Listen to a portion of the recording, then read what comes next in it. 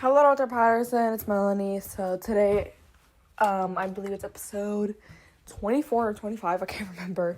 But I am analyzing The Artist, the 2011 film. Really great film, honestly. I was actually surprised by it. It's not a film that I just, walked into it thinking or knowing that it was going to be amazing. It was definitely something that surprised me.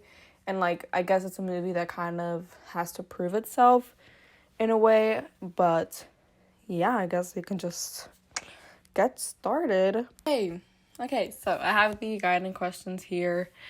And, yeah, we can just answer them. I love doing this, answering the questions and not just, talking about stuff. I guess I've always done it like this, though, with the guiding questions. But I'm pretty sure there was a time where I didn't. And, that's not a good thing. Never a good thing. But for the plot, just the basic plot straight up. First off, the movie is a romance. It's a romance, more of a drama. It did come out in 2011. Now, it takes place in the 1920s, and it's about this actor, George Valentine. He is very, very successful. He's a really big idol. He has a lot of fans, and he's working on his latest film when he finds himself sort of falling in love with this woman named Peppy Miller. So we've kind of as the film progresses, we can obviously see that Peppy feels the same way. I mean, not even as the film progresses, we can already see the film. I am so sorry. Let me just start over. So what I'm trying to say is that George, this really successful actor, is working on his latest film, and then he finds himself, I guess, sort of falling in love with this woman named Peppy Miller. And so basically, we kind of already know that she feels the same way as it's shown in the film, but he is married, and he really doesn't, he's hesitant to cheat on his wife. And that becomes a very big factor just because their relationship definitely just kind of, they just keep going in different directions. They just keep separating more and more. And what really is separating them the most is the fact that, the film industry at that time, during the years that it was taking place, sound oh my god, I cannot speak today. I'm so sorry. Sound was becoming very popular, and obviously, it's not like everybody was gonna agree with that. George was a silent film actor, and Peppy was just the more that she got famous, the more that she starred in all these movies with sound. And that's a really big thing because Peppy's career was it was skyrocketing. She was really up there. She was really high up there, and his was just declining. It was going downhill. It wasn't going anywhere, and that is really big part of the film. So yeah, now for the plot, what I would say is that it was believable just because it was so realistic. Obviously this is a romance film, so we're gonna want to see the way that these two characters, their relationship, how it's shown through their characters. But what I thought was the most realistic was the fact that as it's taking place, the film industry, we can already see that it's changing, not only in the ways that George works on his films, but also just in the way that her status on the social ladder, it just kept going up and up and up. And that is obviously something that you're gonna expect from a newcoming actress who's starring in all these films with sound and who's proven herself. That's what I thought was the most realistic, because that's something that we can expect from that character. And it also asks, how did the setting affect the story? Well, knowing that this takes place in the 1920s, like I just said, it is such a big, I love that because it is supposed to be a silent film in a way. And yeah, I love that there's music, by the way. I love that there's music, but there is barely really no dialogue. And I like that because it just felt more intimate. I don't want to say intimate. I swear I need to find a dictionary or something, but I just thought it was better because I just thought it feels better. It goes better with the story, and this kind of makes sense. And I'm pretty sure that this takes place, I know it takes place in a big city, like I think it takes place in New York or Chicago, I don't remember. Probably New York. But that's just a really big fact, because I like that for the setting, like how it takes place in the 1920s, and I'm pretty sure it takes place in New York City. We already see from the beginning that this George Valentine is a really, like, really, really, really popular actor. He's really successful. He's rich. We've seen his mansion. Okay, cool. Now, for an actor in New York City in the 1920s, that's crazy. Like, we can clearly already see, like, where this is going. And I love that, because when the stock market crashed and his money, whatever he was going through, his financial status was kind of just not too good. We can definitely see that change, not only in, like, apartments, but just because it made sense, like, everybody in New York City and like in the world. I mean, I just thought that, like, just the way that I learned it was that New York was affected really, like, it was just affected really deeply because of it. And obviously he was a really famous rich actor living in the city, and so it just kind of makes sense that he would probably be affected the most. I just thought that's kind of what also made it believable, just the setting. It just made sense. And okay, so for themes and tone, what was the central goal of the movie? I personally thought it was, I always say in every single analysis, they're all made to entertain. That's what I think, unless we're watching, like, a documentary. But I think that if it's a film, all right, it was, even if it's, like, bringing awareness to something, it was made to entertain you. It was made, like, purposely for you to want to watch it. That's just what I always say.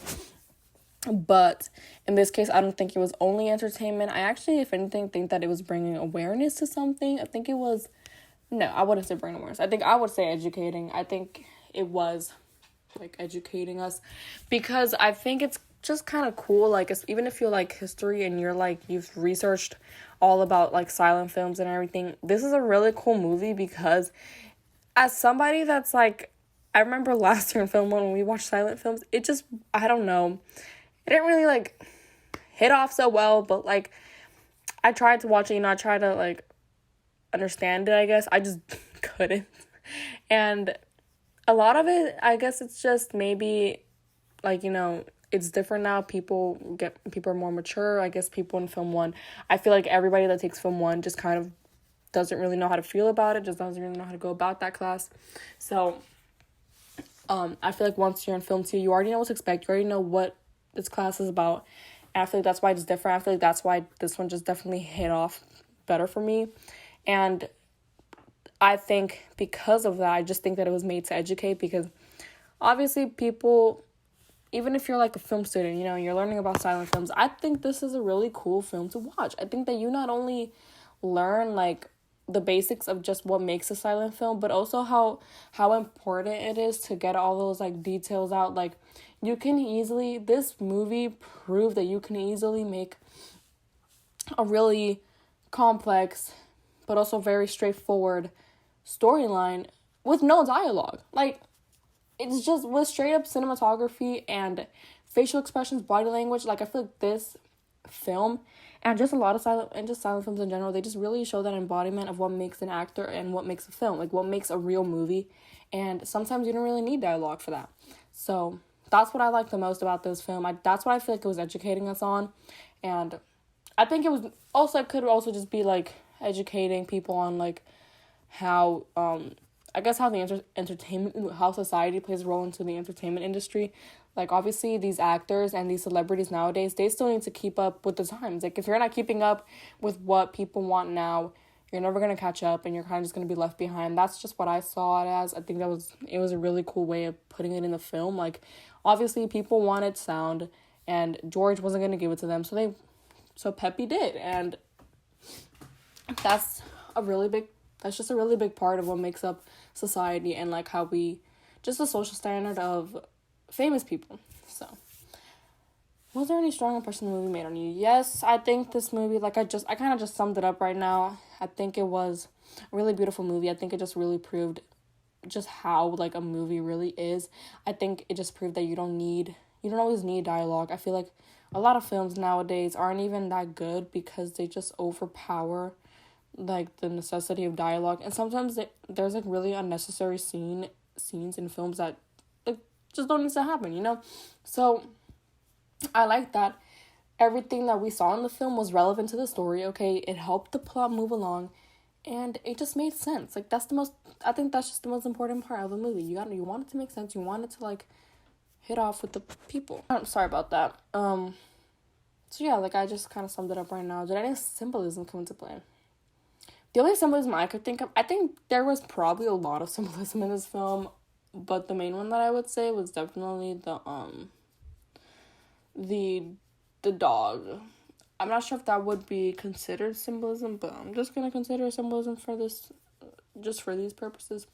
I would say the dog because I felt like not only did the dog basically reflect in an animal shape what George's life has been, but just the fact that like you can kind of see it as the what's it called, as George's status kind of declines. We see the dog, he's not getting any better, right? He's obviously not getting any better, and he's kind of just going along with the flow, you know. He doesn't want to leave his owner, and he's built up such a connection with George that it's obviously clear that the dog to me just kind of symbolized like almost like George's anchor to this earth, to this world, because he literally saved George's life. Like how can that not symbolize being someone's like anchor, like holding someone? I feel like that's just kind of what held him down. I don't think it was only film. I felt like really George's constant throughout the film was the dog, and that's just what I took as symbolism. I felt like even in the beginning we would see the dog was really playful and everything, and even later in the film he still would try to be playful, but he obviously knew that his owner was depressed, and he kind of reflected that as well. So I thought that was really cool. I thought that the dog definitely symbolized a lot of George's life, and I feel like without the dog, to be honest, we probably wouldn't even have a storyline. Like a lot of it definitely came down to the dog. That's what I felt like. Acting and characters, I loved how the characters were portrayed. I thought they made, look, the guy who played George did a really good job. Like obviously these actors are professionals.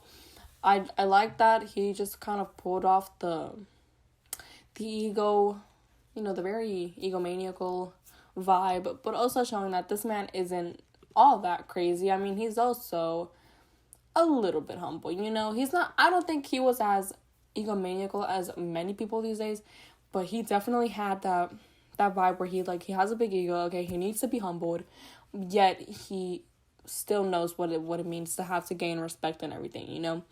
I just feel like what he really is more than anything is stubborn, and yeah, like he's really freaking stubborn. It almost cost him his life. It cost him his career. So I liked how the actor was able to portray that, just because I feel like with a silent film it's just much much harder. So you gotta give major props to these actors, because with a silent film it is so much more harder. You can't even speak. I mean, like I guess technically they were speaking and we were just like we couldn't hear it, but it's still like it's just hard. Like you have to really convey those emotions, and I think he did the best job at that, because a lot of the times it's not even what George like was saying, like when they would actually put what he would say on the screen. It wasn't even about that. It was mostly just, it was a lot that it's like those little details that you have to notice, like when it comes to production design. Like for example, the costumes that they were wearing, that is a really big part of the story, you know, obviously. And then not only that, but also location and facial expressions, all of that came down to the actors. And I think that was just amazing that they utilized all that they could to their advantage, because they made it look so real. And the woman who played Peppy, I think she displayed such a stereotypical character. I don't know how to explain it, but like I feel like many famous people nowadays, they go through the same process where they do this like one thing, like they start from the bottom and then they just like their career skyrockets in like a number of years. And that's a really big thing. I feel like that's just what typically happens a lot in society nowadays. So I feel like if anything, her character was, I guess, almost in a way kind of made to just represent that. That's what I thought. I didn't think that her character was much complex. I think she was a really nice person. And even still, she still showed off that stereotypical vibe of just a famous actress trying to get her way in Hollywood, because, not even Hollywood, like what? Yeah, just in the world, in the acting industry. Actually, I don't even think it was New York. I think it was California. You know what? I don't even know. Sometimes I thought it was California, then I thought it was New York. I was like, I can't even tell. But just going back to the question I'm answering, I did love just how the woman portrayed Peppy. I just thought that she portrayed a really nice, respectful woman. And even still, went during that scene where she was sitting down with those reporters and George was right behind her, but she didn't know. And she was kind of talking about sound, saying how sound is like it's a new wave or something. I really like that scene because if anything was gonna represent their two different like standpoints at that moment, it was that. Like, okay, we have already seen all this stuff happening where the other's not around, but like them two literally in the same place, don't even know it, and then he hears all that stuff. It is so crazy. I like that because I thought that was such a huge contrast. Like for a scene that had no color, no dialogue, we couldn't hear anything. It was amazing. Like, even though we knew what she was saying for most of it, it was still really good. Like, these actors played their roles so well, and so I felt like she definitely portrayed that more stereotypical vibe. That's just how I took it. I think that his character was much more complex, and not just complex like it's not easy to understand, just more complex like there's a lot more to unravel from his character. Like, it's not like he had like a traumatic past. Like, we wouldn't even know that because they don't give us that context in the film. But I think that his personality, he showed that, okay, it's hard to go through depression, and probably a lot of actors go through depression these days, knowing how far it is, like not far, like how hard it is to kind of keep up with changes and everything. Like, films and like movies have changed dramatically over like the last 30 years, so you can only imagine how much of a big change it was. And even though it wasn't a matter of 30 years, just going from a very silent, no speaking film to a sound, like that's crazy. That's a huge change, and it didn't even happen over the course of like 30 years. So that felt like I think that's just something a lot of actors deal with now. Obviously, there's a lot of famous actors that have been in like so many different films from like the 90s, and maybe some of them even give it a shot still acting now. Like Winona Ryder and stuff. When she showed up in Stranger Things, she did an amazing job acting, and like obviously she could probably tell you like how much more of a contrast it is shooting a movie or a TV series in like 1997 than it is shooting like a movie or a TV series in 2010, or like not 2010, in 2019. That's a really big, that is a really, really, really, really big year gap. And so obviously I just think that was something that a lot of actors go through, and I think that actor portrayed it just the best, because that's not something that you can just distinguish off of dialogue.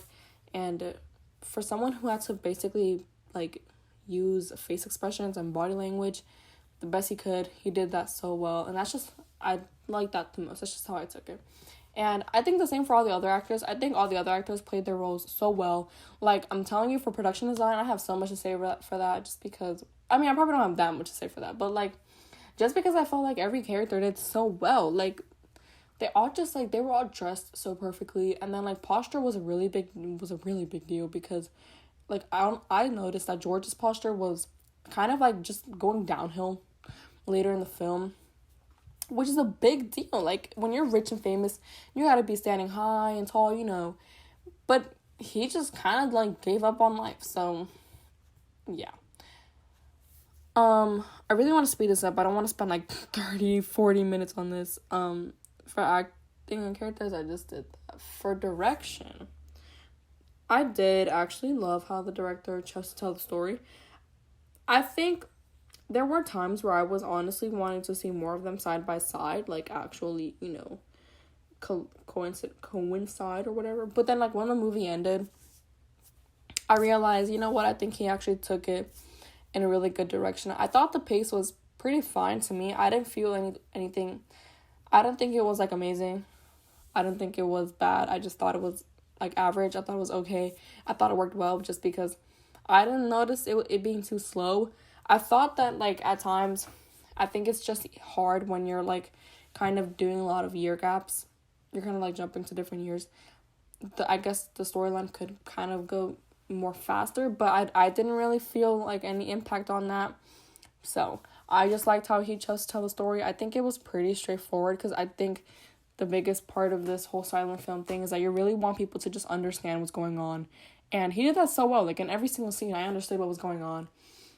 And I think he was able to use so many different factors to his advantage in order to just really create that captivating conflict. You know, it's asking me here, did the director create a captivating conflict? Yes, I think he did. I think he used everything that he could to his advantage, and it just really helped us as the audience want to see more. And I think he did an amazing job. So that's my take on that.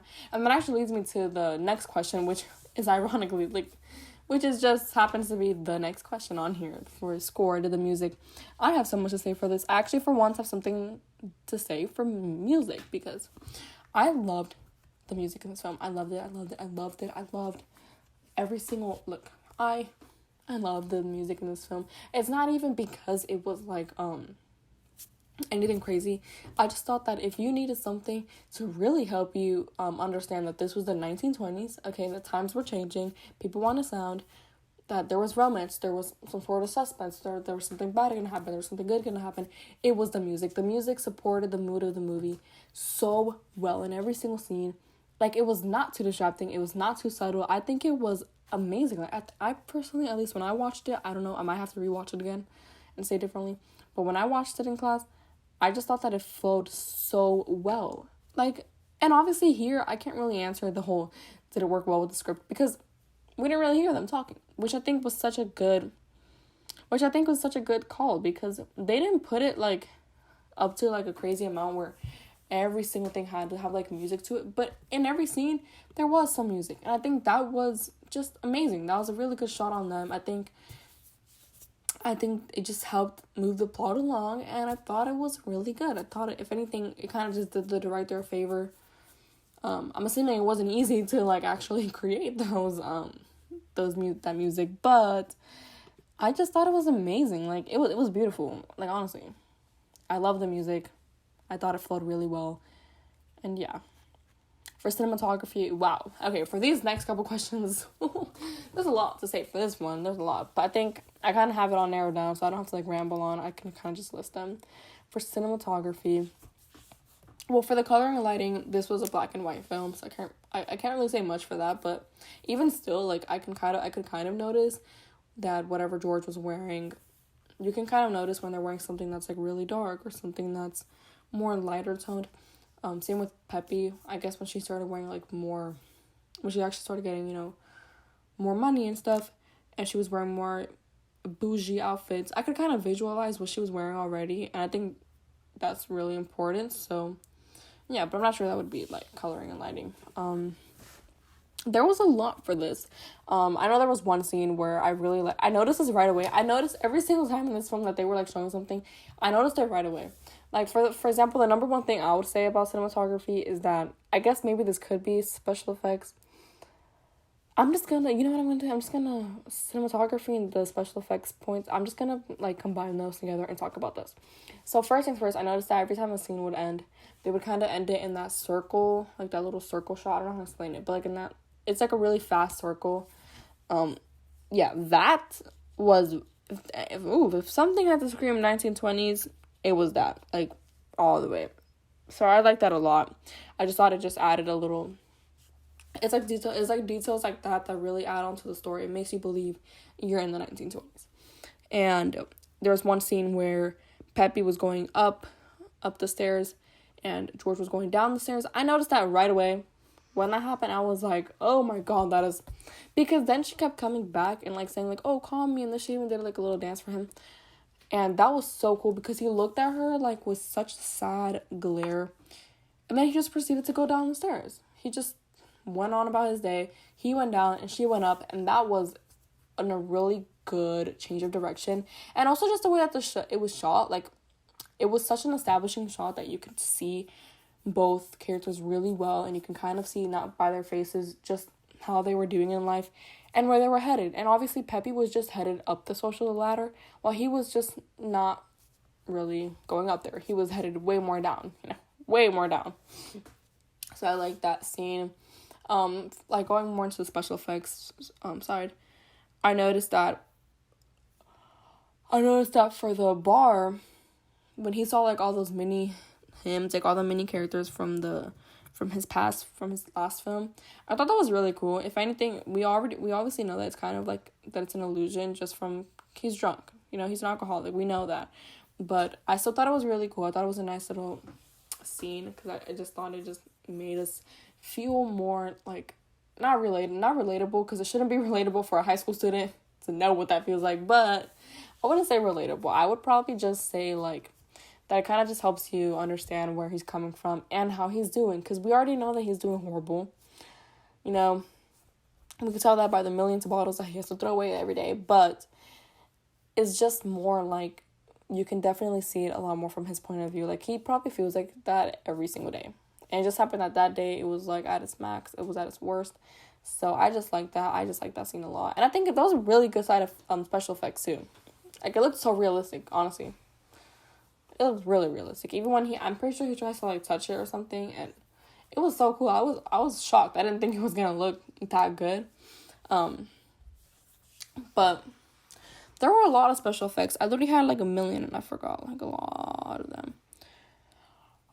But yeah, for the shots, like, I thought it was just really cool. I think that they framed the actors so well. Like, in the beginning scene, there was a scene really early in the movie when he is doing like, she's tap dancing, and then there's like some weird like screen thing blocking them, and he sees her feet, and so he starts doing the same thing, and they kind of just start dancing with something in between. I thought that was a nice shot, because obviously we already established that this is a woman, and she's dancing, and they established that there's something blocking them, and they established that he's dancing along. I like that shot a lot, especially when they like actually took away the thing that was blocking them and revealed her. That was such a cool moment. I just thought that was really cool. So yeah, I'm gonna go to special effects later, because I had like 1 million.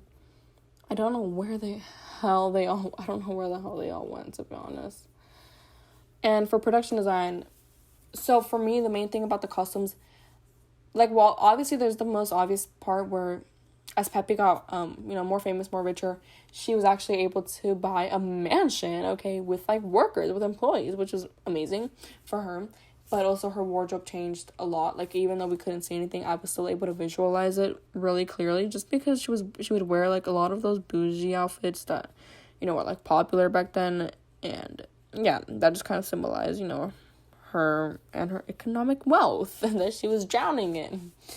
And for George, even though, like, I'm keep stressing this because it's so important, like, even though we literally couldn't see any color, you didn't have to, because as soon as George makes that move from his mansion to that studio apartment, it is such a big change. Like, oh my god, it was sad, okay? You don't need color, or you don't even need, like, a full detailed house tour to know that where he's living in, it's not that good, okay? It's not that clean, and it's just, it's sad, it's obviously really sad, like, where he's ended up. And his wardrobe, it basically goes all the way down to the fact where he only has, like, one outfit that he can actually wear every day, and he even tries to sell his really popular suit later on, and that is so sad. Like, I hate that someone would really want to just, I don't know, I just hate that someone could ever feel like that, and he was probably at his worst at that moment, so I thought that was really cool. But yeah, the production design, I think it was just really good. And, like, actually, I don't know, I think it might have just been me, but I think that when like the whole sound started becoming, like, more popular, and then people wanted to actually, people wanted him to star in, like, more films with sound, I noticed that the environments, like, everything looked more rich. Like, we were definitely settling more into the decades. Like, you could see just the change between when the stock market crashed. I thought that was really cool how they showed when the stock market crashed, and how kind of, like, everybody's life changed because of that. Like, they didn't have to show every single person, like, what happened, because they didn't. Obviously, they didn't. But I still noticed personally, just from the little shots that they gave us around the town, I just noticed that you could definitely see a change in, like, life as is, and you could see a big change in just how the change of films made such a huge difference in the economy. And I like that a lot. I just know that's just something I noticed. For editing, I thought the editing was pretty, like, overall clean. Like I said earlier, though, I like the shot where they just kind of end it in a circle. I like that a lot just because it's so, like, it's so cool. Like, I love details like that because I like that, obviously you kind of have to put the time and work in it because it's your job, but, like, it just makes the film so much more real. And it was beautiful. It was clean. The flow was consistent. I thought it was really cool. And yeah. Also for, like, I'm not sure if this was editing. I'm not sure if this is editing or really what it would be, but, when the scene would, like, whenever they would transition to, like, the scenes with the actual, like, words, I thought it was really cool that they would actually put a lot of effort into, like, the fonts and how it looked. Like, they made it look so realistic. I was like, we're literally watching. If you would not have told us this movie was from 2011, I would not have believed you. Like, if you just would have let us watch, you should have let us watch it and then be like, oh, this isn't 2000s, but we're still watching it. So because I would have honestly believed that this wasn't the 2010s. For the pacing, I kind of touched on that already. I thought the movie flowed, like, pretty well. I thought it was organized and as it should have been. Like, you obviously don't want to go overboard, and then, yeah, I thought it was cool. For dialogue, I like that they really only put the necessary conversations. It's not like every single second they're gonna put every single word that's being said, because that would just take up too much time, and also that wouldn't bode well.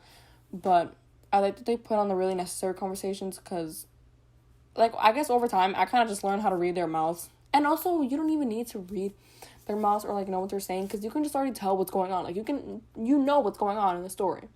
And when the dialogue did, like, kind of happen at the end, it was amazing. Like, the way that they transitioned into that was so good. I have to give them major props for that, because I thought that there was going to be, like, a really awkward, like, break where you couldn't hear, and then 1 second you just could. But no, and the thing I like the most is that they didn't just go straight to the actors, because that would have been, like, not really believable. I like that they actually showed, like, the team behind the scenes, because it just made it feel, like, so, like, oh my god, like, we're actually watching these actors performing in a film.